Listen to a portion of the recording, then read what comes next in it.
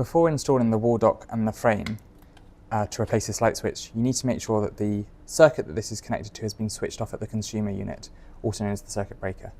If you don't know where this is, please talk to a qualified electrician and wouldn't recommend that you go another step forward from here. Once you have confirmed that this is definitely switched off, an easy way but not a foolproof way of checking this is, once you've turned it off at the circuit breaker, is to see if the lights turn on and off. As you can see here, lights are no longer on. You need to remove the existing screws.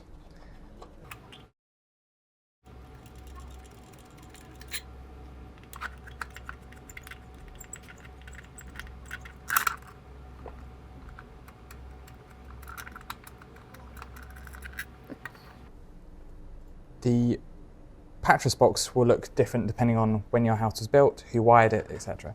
However, you may have a neutral wire. In this case, we do. And you'll have the switched live wires that come out as well as your live wire. I'd recommend that you either put a little bit of tape or take a photograph of this so that you know where your live wire is.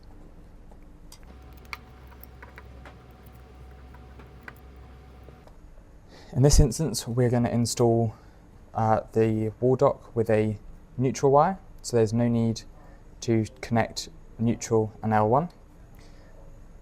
First of all, you need to identify which is the live wire and which are your lighting wires. So from here, I know, because I wired this up previously, that this one is live, so we place that in and gently screw it into place. We're now going to put the neutral wire in, gently screw that into place, and then I've got my overhead lights here, so I'm going to put that on L1. Just as a side note, L1, 2 and 3 correspond to the buttons from left to right on the device. Screwing our main overhead lights in this room. Swinging my countertop lights.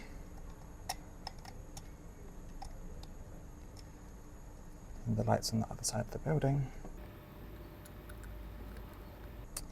Once you've connected these in, give these a little gentle pull just to make sure that they're all nicely secured in place. And then push the wires back in to the Pattress box to make sure that they're not going to be in the way. Either take the screws that we've provided in the box if your existing screws aren't long enough, or you can use the existing screws that you took out earlier. Put that in. You just want to give these 1 or 2 twists on the wall dock, just to make sure it's held in place but it's still quite loose. Then you take the frame and, holding it at 45 degrees, you can then pivot it around the wall dock to get it in place. Make sure it's seated nicely in place. Push it up against the wall, hold it in place with 2 fingers, and start screwing it in. If, for whatever reason, the screws aren't long enough and there wasn't enough slack, you can put the frame in place before putting in the secondary screw and screwing them in.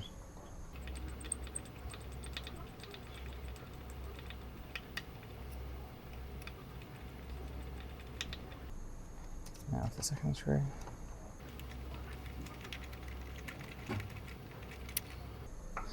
And that should now all be in place. What you want to do is you want to just have a quick look around and make sure that the wall dock is seated nicely and evenly inside the frame, so that the tap panel can be magnetically attached.